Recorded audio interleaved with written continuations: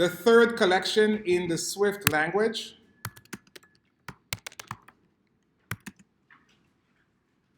And we define sets as an unordered collection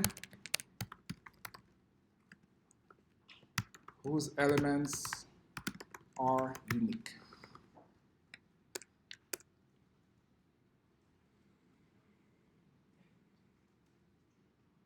So far, so good. We'll take a look at the Apple documentation. So as we said, it's an unordered collection of unique elements. We said every element in a set, every element where, right, where the element is hashable, right? We'll talk about hashable later. Let's come back out of here. So where the element is hashable. What that means in unit 1 for us is we get back a unique value, right? So every element has to be unique. In order for it to be unique, it has to conform to hashable. That's the breadth of what we need to know currently as beginning Swift developers. So the overview says you use a set instead of an array when you need to test efficiently for membership and you aren't concerned about order, right? You don't care about the order. You want your phone book or your contacts to be unique. You make a set. I do not have to Alex Pauls in my contacts, right? I'm guaranteed to have all my elements unique. I use a set. Anytime you're thinking of uniqueness, you got to think of a set. Okay?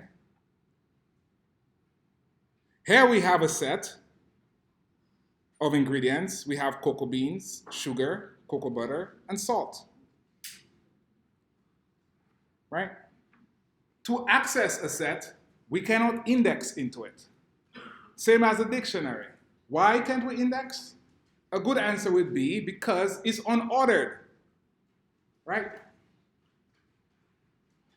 It's unordered. There's no guarantee of order here. Actually, there's no guarantee period. It's unordered. So to access elements in a set, we use contains. Does ingredients contains sugar? We get back a Boolean value in that particular if statement. If ingredients contain sugar, come inside of my if statement. No thanks, too sweet. I should have done that 10 years ago. Right? No sugar. Yes? So for a set, do you have to specifically type annotate the set? Yes. We'll come to the, yes, exactly. So different from, very similar to character and float. Very similar to character and float, we have to type annotate, as Tiffany is saying. Right? If we do not type annotate, Swift is going to infer that this is an array. So we have to type annotate what it is here, set. So far, so good. We'll go through some operations. There's many operations, as we saw here. We'll touch on some of those operations. Yes? So you said that set has an Unordered. It's unordered collection. Does that mean that arrays and Dictionaries are unordered. Arrays are ordered. If I put in my fellows, Stephanie, Tiffany, Tanya, I get back that same order when I print it out. In a set, if I put Stephanie, Tiffany, Tanya, there's no guarantee for the order when it comes back to me. It gets scrambled because it gets hashed, right? So there's no order there. It's unordered, right? So there's no guarantee. You cannot index into it. I can say, hey, set at index 0. Oh. Cool? Good. But, Yes? can you repeat that? You said dictionaries are unordered? Unordered. The only collection that's ordered is arrays, or you'll see, we're not going to get into it today, there's an NS ordered set. If you want to have a set that's ordered. But we're not going to talk about that today. But for now, our set is unordered. The elements are unique. So far, so good? Okay, so we talk about contains, which we briefly spoke about, is subset of, right? Let's also take a look. So this here is the Swift documentation. I'll slug that to us.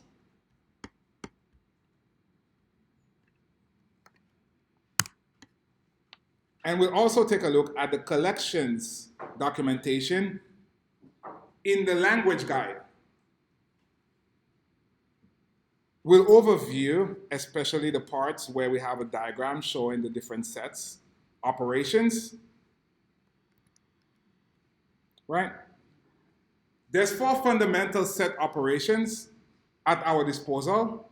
So here we have 2 sets, A and B. We could say, hey, where is the intersection of A and B? The green is the intersection in that point. Where are the common values between those 2 sets? So given some question, somebody asks you, given 2 phone books, give me back the intersection. Quickly, you're like, oh, I could use a set on that. If I say A intersect B, boom, I got the answer. So those are your contacts you have in common. Between Luba and Anna, they exchange phone books. What friends do we have in common? We get back that green area here. That green area is the intersection. Where's that intersection? Where do we meet? There's also symmetric difference, right? Give me only values in A and only values in B. I do not want the intersection, right? There's union, right? A union B. Give me everything in A and B. There's subtracting, for example. Give me only the elements in A. I do not want intersection. I do not want anything in B. I only want what's in my phone book.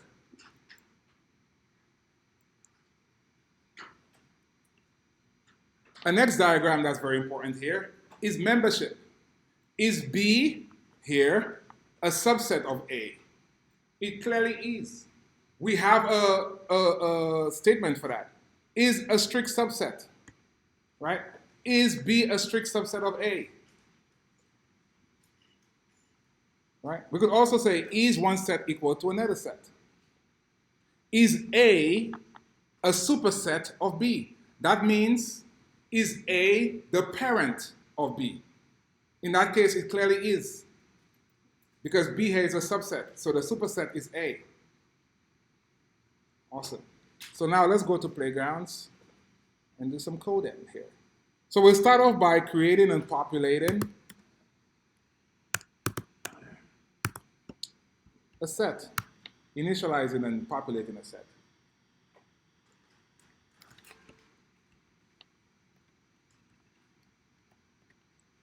So here we say initializing and populating.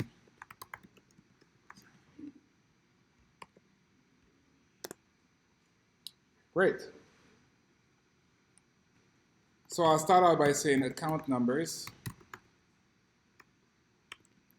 Type annotate, it's a set of integers. We haven't seen syntax like that yet, right? Here you have to type annotate explicitly. Like, hey, I'm about to create a set of this type, integers.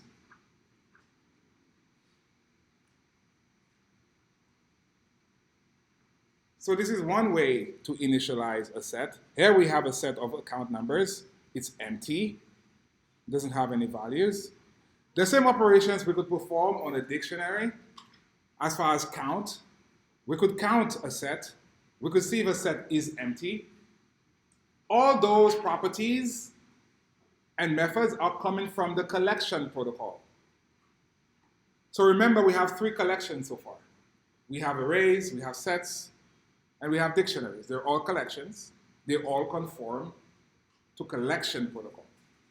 Let's quickly take a look at collection protocol, a high-level view of it. So collection, Swift protocol. I'll slug that over. So here, a collection, a sequence whose elements can be traversed Traversed means to go through. A sequence whose elements can be traversed multiple times and accessed by an index subscript. In our case with the dictionary, we can index 0. We know that, we've seen that. And this is a protocol here. We'll talk about protocols.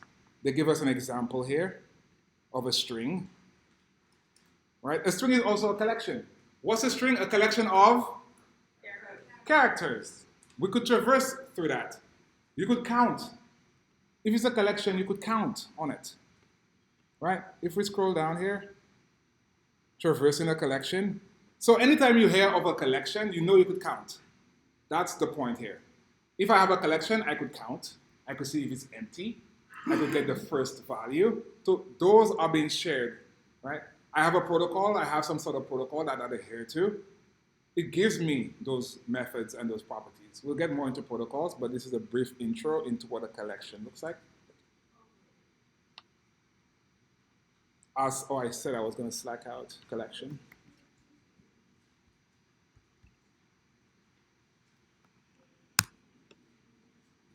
And for your own reading, you could read up on, so if you want to read up on some protocols that we've seen or that we use behind the scenes, we said we saw hashable. We've spoken about sequence before. And now we saw collection. Again, for the purposes of Unit 1, going deep here is not exactly necessary, but as far as like your programming career, the more you know about those protocols, the better, the more you use to them. Because at some point we could create our own data types that conform to those protocols. Okay, cool. So we have our account numbers. Great. This is one way to create a set. Yes?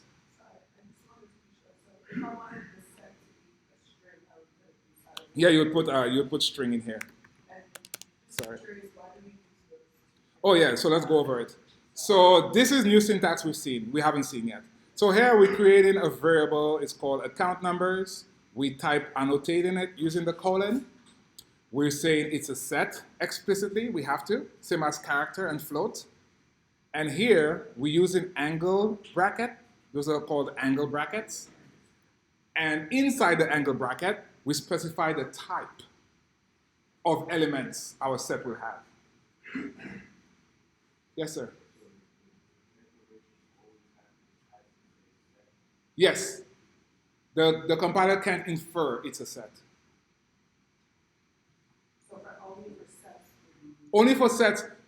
As a matter of fact, arrays, you could also use the angle brackets, but we use square brackets. That's the shorthand syntax, and also the preferable syntax. But with set, you could only use angle brackets. If you see square brackets, it doesn't compile. I cannot do this.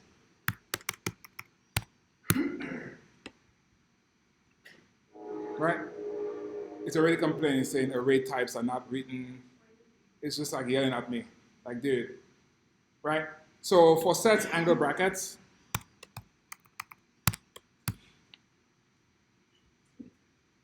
Is the only way. With array, you could also do the angle brackets, but I don't want to start confusing us, but it's possible. Everybody? Dictionaries as well. Okay? Angle brackets we'll see more when we start talking about generic types. All those types are generic, but we'll be creating our own generic types starting in Unit 2.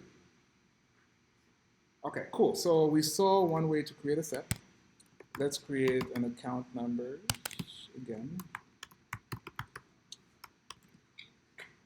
And here we'll just initialize it with a set here, int, using our initializer syntax with the parents.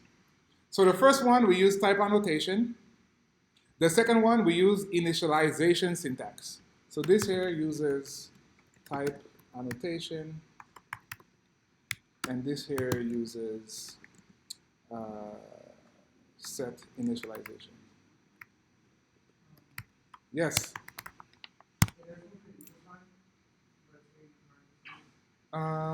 What am I looking at? In here? A what sign?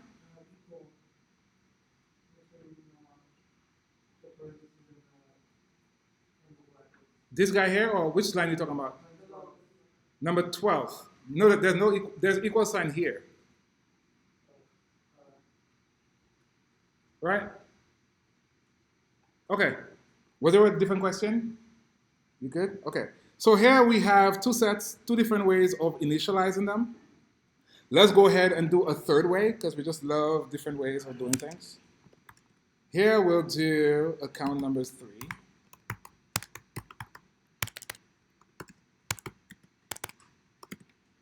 And we'll use a literal.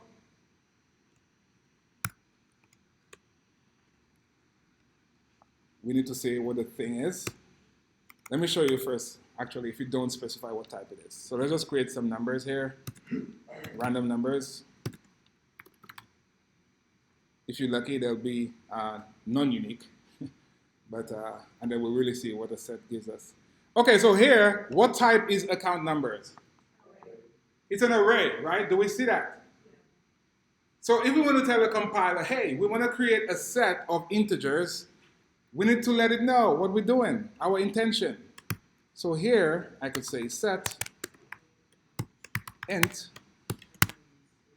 Actually, let me go back because how do we know? Because I said it.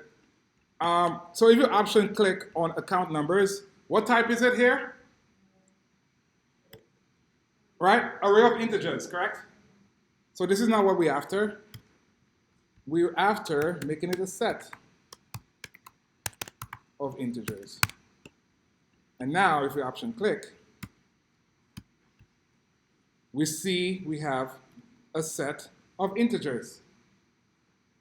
Again, this is very similar to what we saw with character and float. So far so good?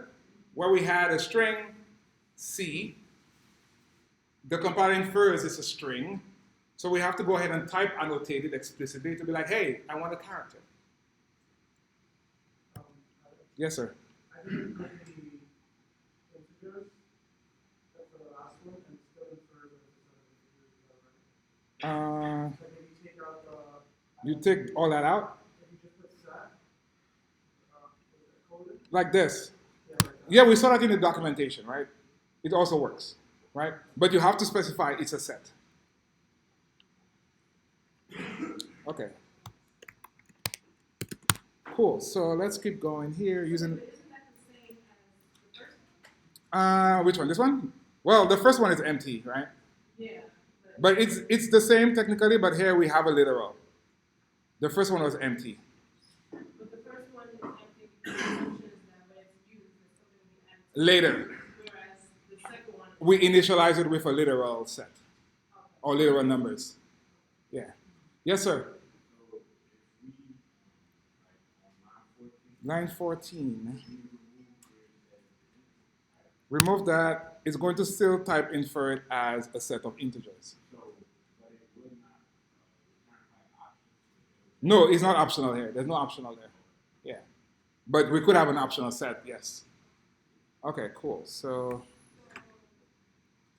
If it's still going to see that int, how can we still put int? well, we type annotating it, right? It's the same way like when you have a string, you type annotated with string. You could put string or not, right? It depends on what you want to show the person reading the code, right? Okay.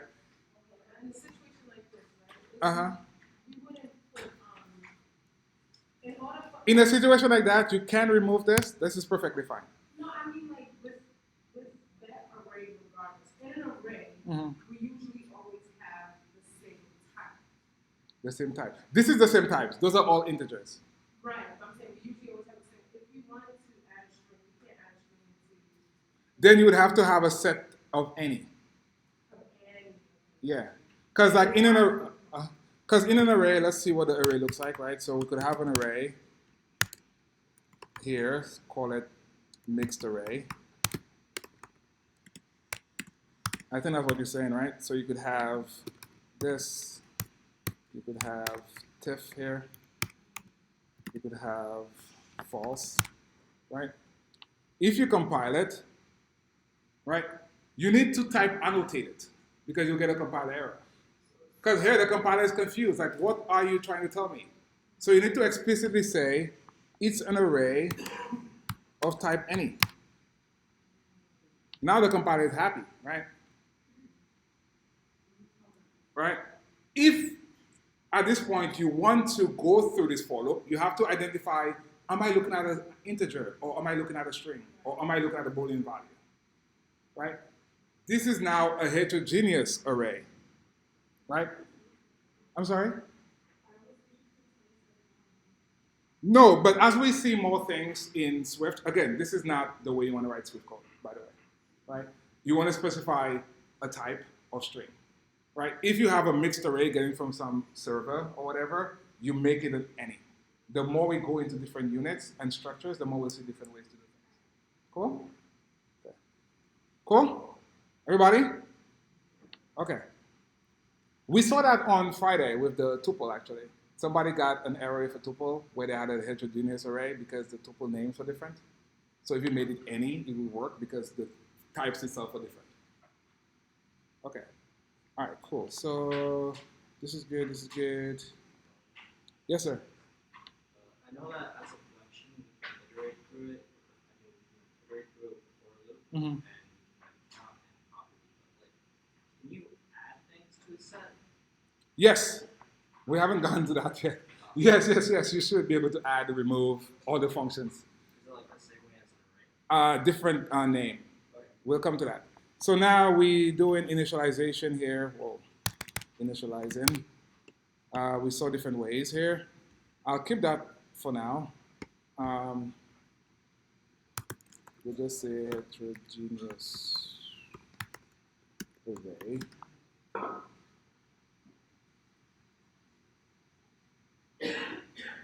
Okay? And I'll show you one other thing before we leave here. So if I want to go through this mixed array, I could say for element in mixed array. Keep that for your notes. Print element is one thing. But if I only want to print, for example, integers. Everybody with me? I'm going through a mix here. I have three different types. I have an integer, I have a string, and I have a Boolean. So far, so good? How do I know what is what? I could say if, our favorite things, if num equal to element, which is element as integer, print num.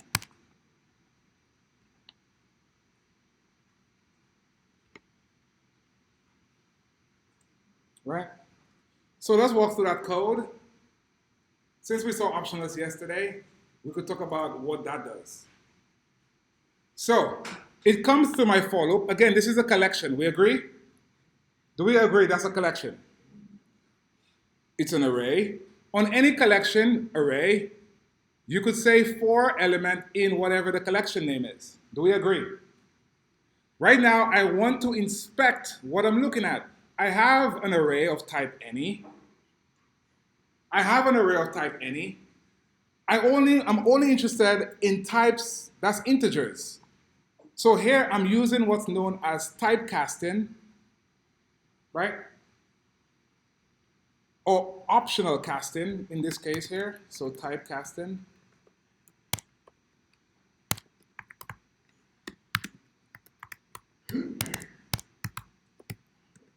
Optional downcasting, right? And there's also forced downcasting. We know where that goes.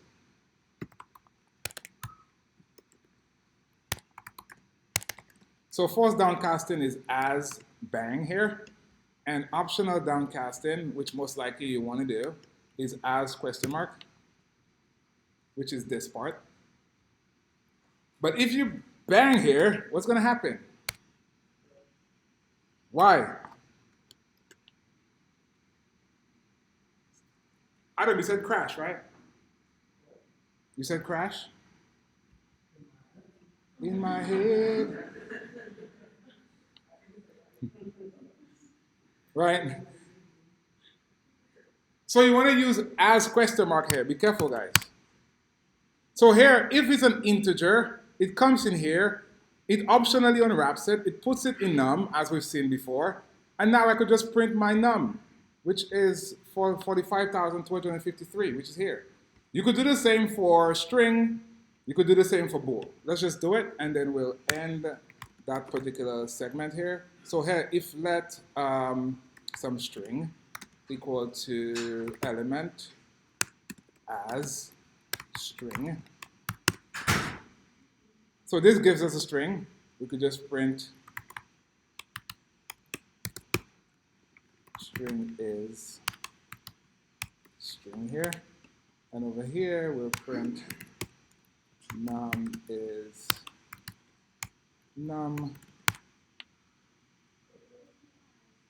So the as is downcasting. As says if, test to see if that type is an integer. If it is an integer, unwrap it and put it inside of num. That's the as keyword. That's typecasting. The as keyword here. Also part of optionals, but there's so much stuff with optionals, we do not want to show you guys everything on one day. It's just too much. So here, if I have my heterogeneous array, which is perfect, I want to inspect every element of it and see what type it is. I could use typecasting to typecast it to the type I'm expecting. For here, I'm expecting an int. I say, oh, okay, if this is an int, go ahead and put it in the num variable. If it's a string, go ahead and put it in the string variable. In our case here, that heterogeneous array. But we'll come to more use cases for it as we go into Unit 1, right? Where you have you have some sort of type and you don't know what type it is, or a UI element you're creating. You want to downcast it to the element you expect. Was there a hand? Yeah, I was curious if we could use like outside Yeah. It's used a lot in core. It's used a lot, especially when we get to Unit 2.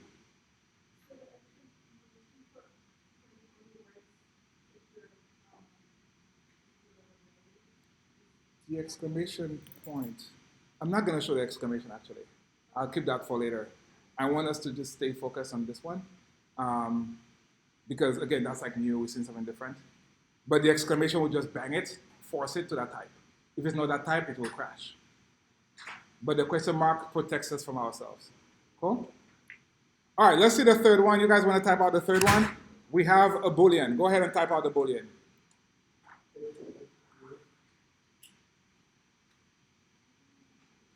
Type it out, sir. Oh, you did already. Look at you. Good job. All right, so do the Boolean. Unwrap the Boolean.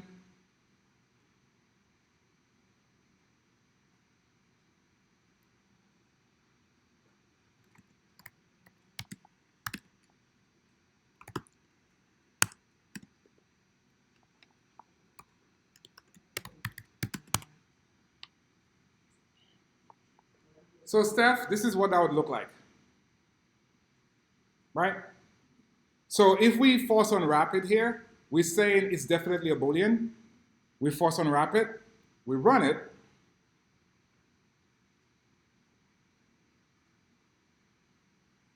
right? And the expected thing happens, it's going to crash because not all the elements are Booleans. Cool? Good? So this here is, we said earlier, this here is forest typecasting.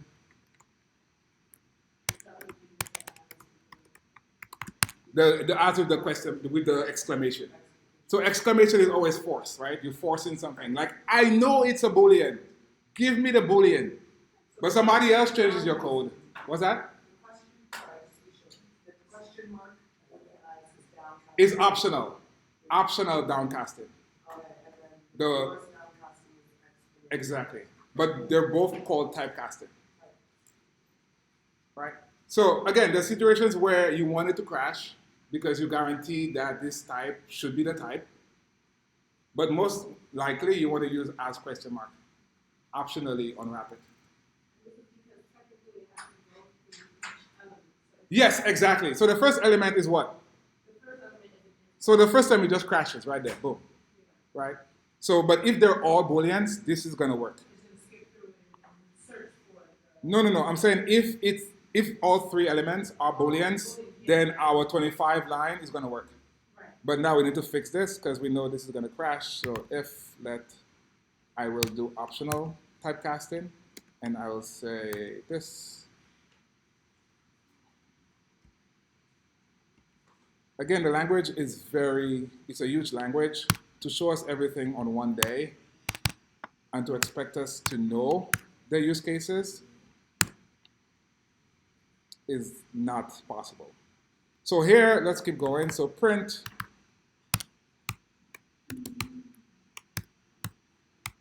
bool value is bool. And let's run our code and see all the values getting populated. So here we have num is 45,000, string is stiff, and bool value is false. Everybody with me? Okay? So now we have something new in our toolset, typecasting. You have some sort of array where it's mixed, heterogeneous array. You could use a for loop on it. You could use typecasting syntax on it to observe what element it is and keep doing your work in your if statement, if it is. Cool? All right, great. Thank you for that little there. Again, very, very good. What? We're not going to. You could just show that. No, this is good. This is all part of like knowing how to iterate through. So, but we showed initialization, great, but we haven't added anything to any set. But now we know how to initialize a set 3 different ways. So here, account numbers, we have values in account numbers. Agree? Agree? Yeah.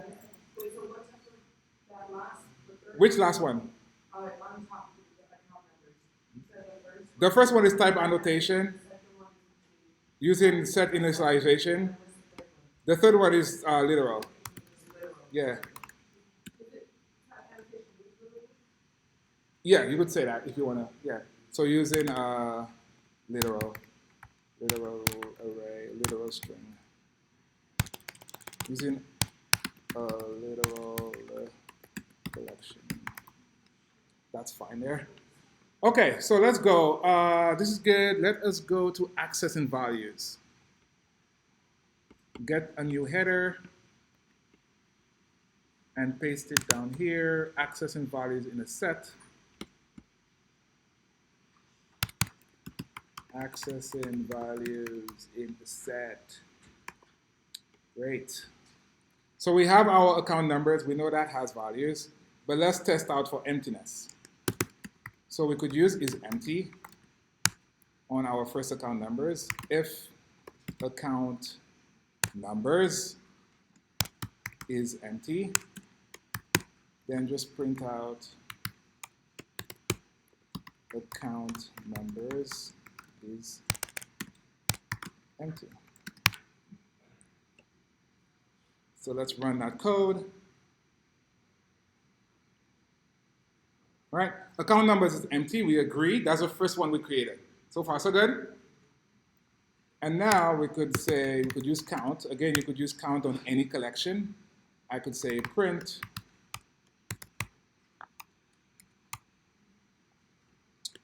there are elements in account numbers 3. Right? So here we have account numbers 3 that count. Let's run that code. So there are 3 elements in account numbers 3, very similar to arrays, dictionaries. You could count the elements in there. This is great. So we saw accessing values. Let's create a new array.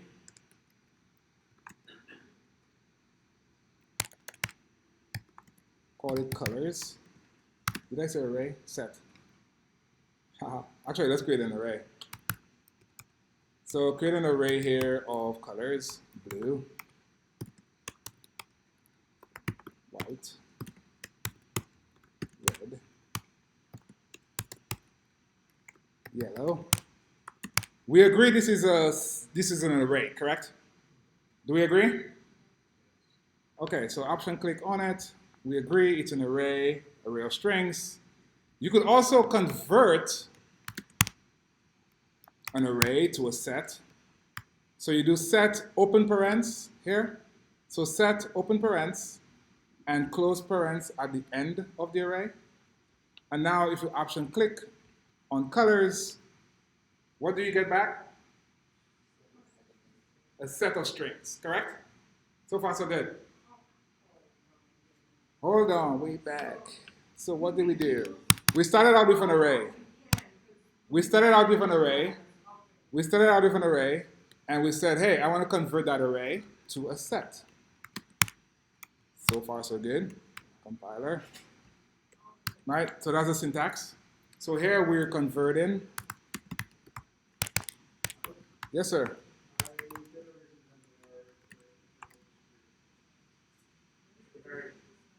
For which one? For 41? 41?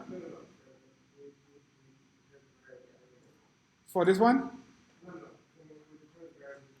1 second. Guys, 1 sec. 13.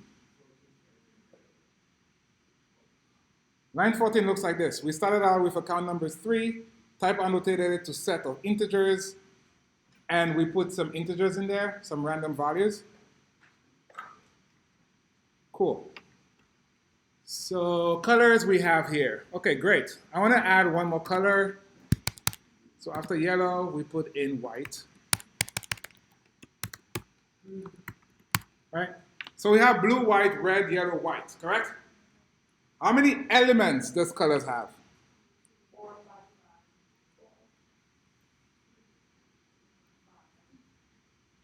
5. All the fives. Let me hear you.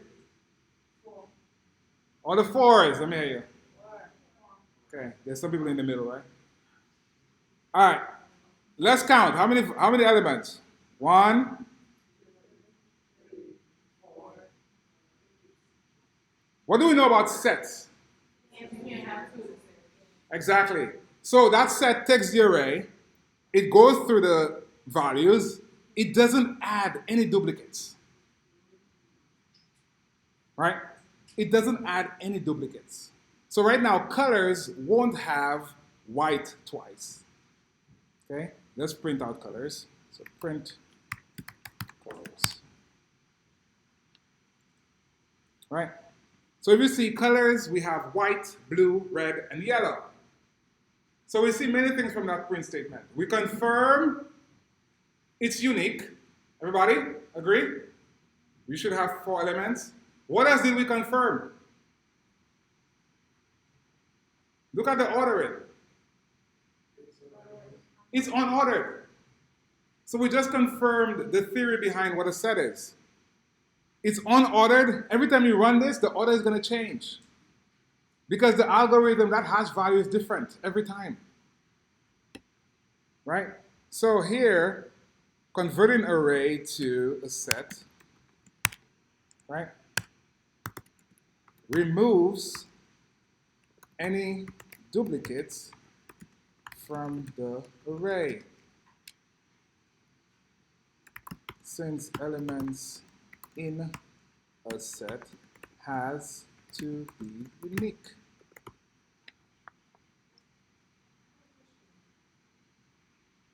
Yes?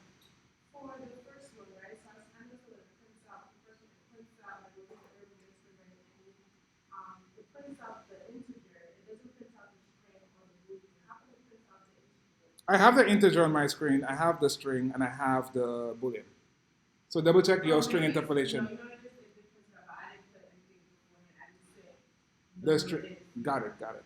Cool. So here we saw the power of a set. Somebody gives you a question, you could use anything you want. They're like, hey, we have a contacts and there's duplicates in there. Solve it. Hey, if you change it to a set, that's fine.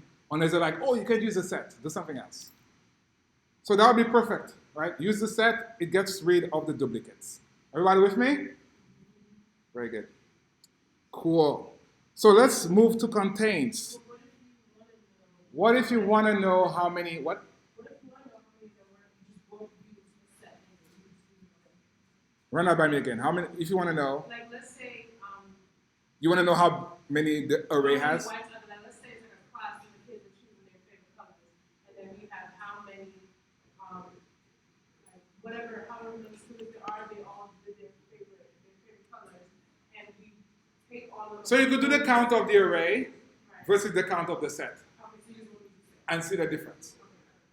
Okay, cool. So let's see what contains look like. Contains is basically, do we have? So contains here, let's do contains, is searching for something. So contains in arrays, well, in sets, using contains.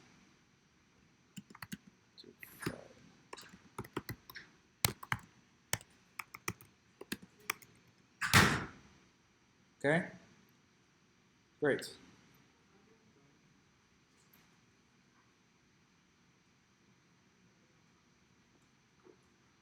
Okay, so let us create a fellows set here, and it is a set string, and we have fellows, we have Christian, we have Greg,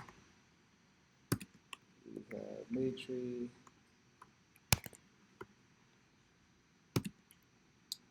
we have Joshua. Right? So far, so good. That's nice. You don't have to put the parentheses on each one of the. Oh yeah, no, you need what? Come on, you need to do that. I'm excited. Yeah. You need to put your yeah. So they're strings, right? They're individual strings here. So we have how many elements so far? How many elements do we have here? 4. So here we could use a for loop. So for fellow in fellows, we could print out fellow, right? So here that's accessing using a for loop, right? We're familiar, we know how to use a for loop. Here we have they're printed out, right? We have Greg, Matri. Again, you see the ordering is different, right? Do we see that? Okay, cool. So let's use contains. So if fellows that contains some string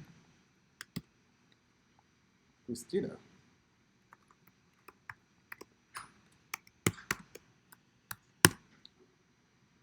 Print found.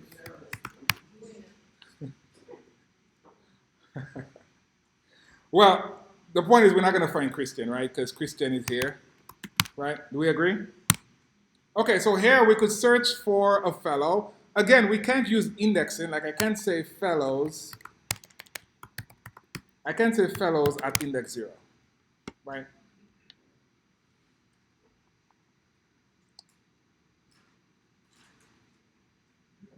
Right? Error cannot subscript a value of string with an argument of type int. I cannot search that way. I could use contains. Does this set contains Christian?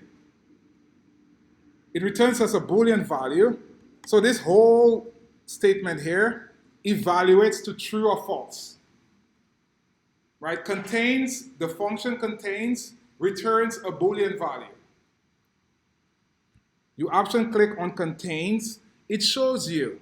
Everybody go ahead and option click on contains. Option click on contains here. Right? Contains returns. We'll start looking at functions tomorrow. Please read up on it if you can. So we have a function here with the funky word. The name of the function is called contains.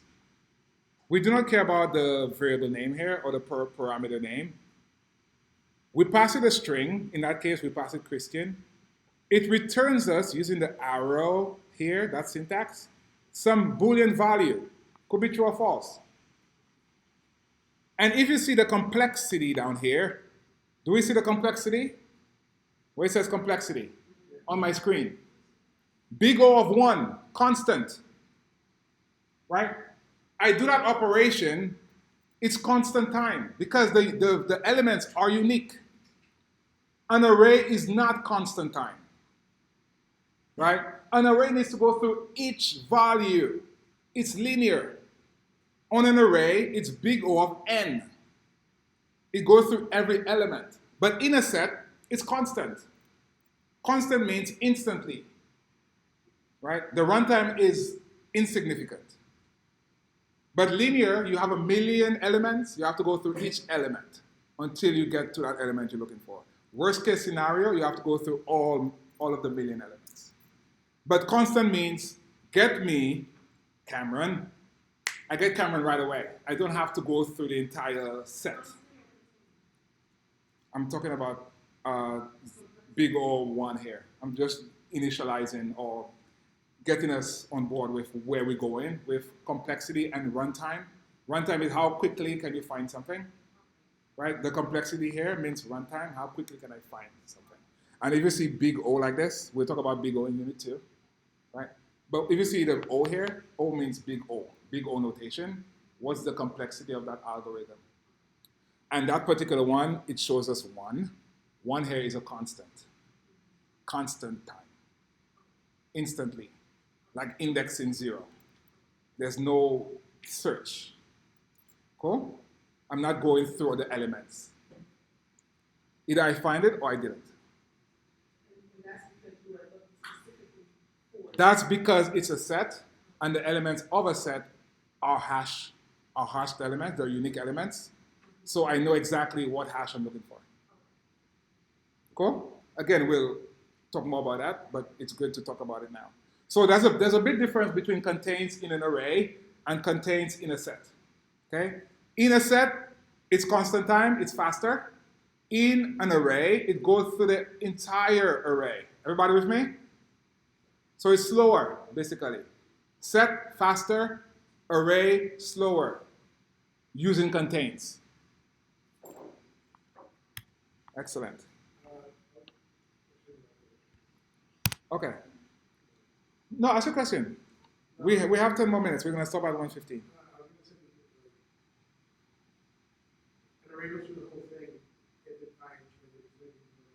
Worst case scenario. We talk about complexity, but the worst case, I have to go through every element. Best case, yes, is the first element, right? Awesome, you got the thing. But worst case, your name is not even in the array. Yeah, but so it just option defines Christian because it doesn't perfectly say it. That's the best case. It finds Christian, it's done, right? But worst case, it doesn't find Christian, it keeps searching. That's an array. Cool? All right, so we spoke about contains, how to search elements. Let's talk about set operations and just perform some set operations. And we are closing there. So performing set operations. The operations we'll be looking at is very similar to what we saw earlier in the documentation. If you want a visual aid, please go back to the documentation. Visual aid is better. So some of the operations we'll talk about is intersection. We all have access to the visual aid, correct? That diagram? I slacked it out? I slacked it out, correct? Yes? Okay, so make sure you have fundamental set operations. We'll do intersection, see what that looks like. We'll do symmetric difference. Union to get all the elements of A and B. Subtracting only the elements of A. Okay, so let's go to that. Okay, so we said first one we'll do is intersection. I slacked it, correct? Oh, okay, sorry.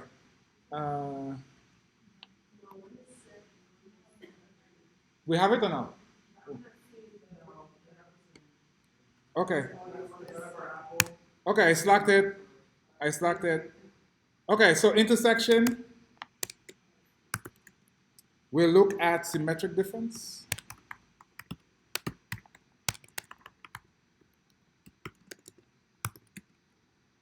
We'll look at union. And we'll look at subtracting.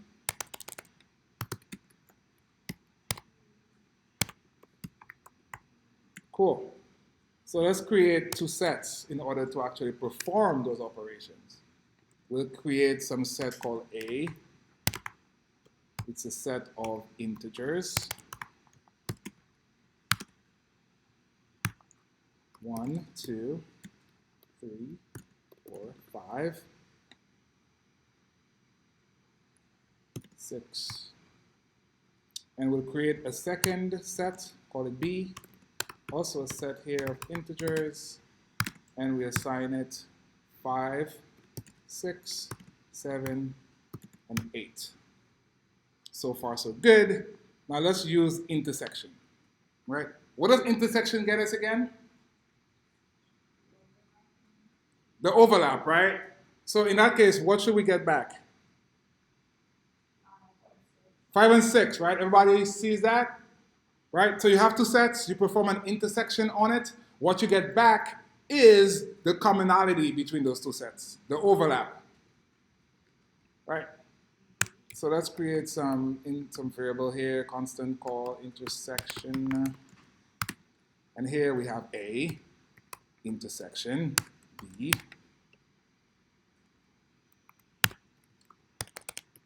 print intersection.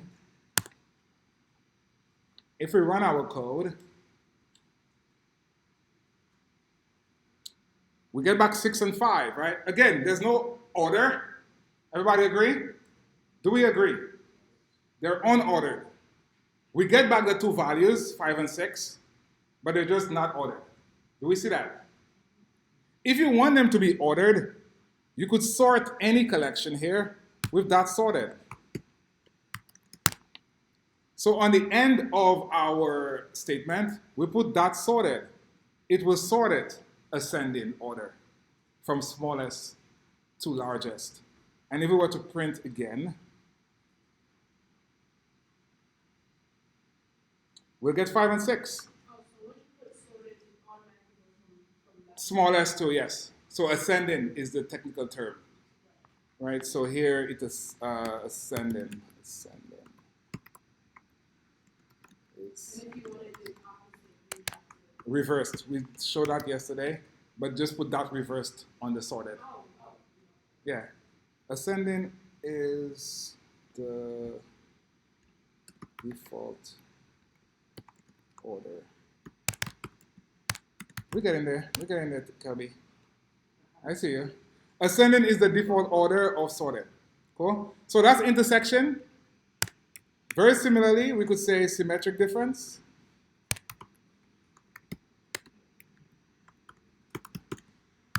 Right? And if we look back, again, if you're unsure what it looks like, look at the diagram. Symmetric difference does not return us any intersections. Do we see that? Do we see that? Please bookmark that page. Especially when it comes to symmetric difference, right?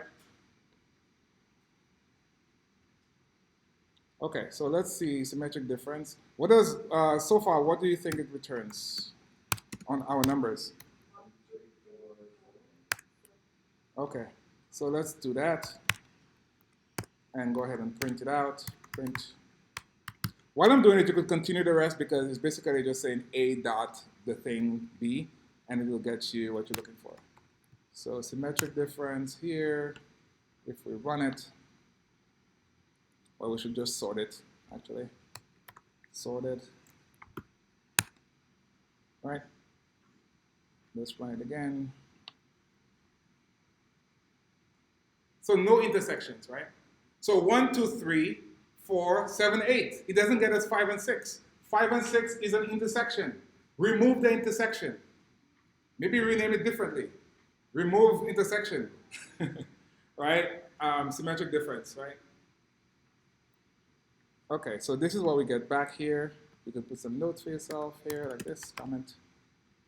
This gets us 5 and 6.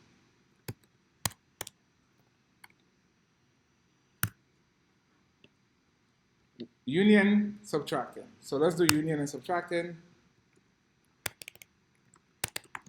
Union. A dot union B. Just sort it. And print union. What's the union going to return us? All the elements, correct? What do we have? 1, 2, 3, 4, 5, 6, 7, 8. Do we agree? If you take a look at union again, union is everything. All the elements of A and B. Okay? Union, all the elements of A and B. Lastly, subtracting. We only want elements of A. So we say A, the first set you want. A subtract B. I don't want anything from B. Right? Only get me what A has. A subtract B. Right? So here let subtracting equal to A dot subtract B. Print subtracting in here, sort it. So this only gets me elements in A. 1, 2, 3, 4, right? Where am I? Subtracting A, B, subtracting B, subtracting, oh, subtract is the name, I think the name, change the name, subtract,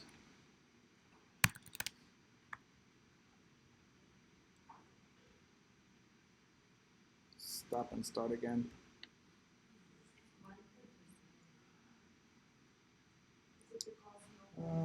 What do we have here? Oh, sorry, I'm missing the parens after my sorted.